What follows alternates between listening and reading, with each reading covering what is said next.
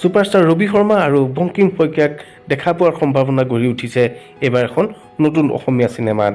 এখন একশ্যন মুভিত হয়তো দেখা পোৱা যাব এই দুইজন অভিনেতাক একেলগে।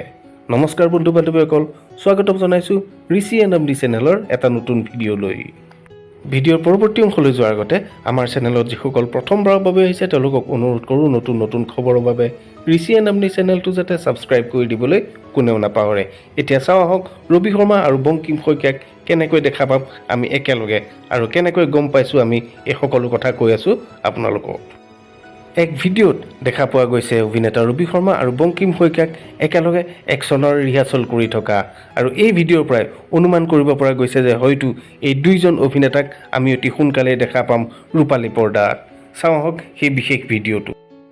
বন্ধু বান্ধৱীসকল, আপোনালোকে এতিয়া স্ক্ৰীণত দেখা পাইছে ৰবি শৰ্মা আৰু বঙ্কিম শইকীয়াই কেনেদৰে একশ্যনৰ ৰিহাৰ্চল কৰি আছে। এখন চিনেমাত কৰাৰ নিচিনাকৈ তেওঁলোকে কৰি আছে একশ্যনৰ ৰিহাৰ্চল।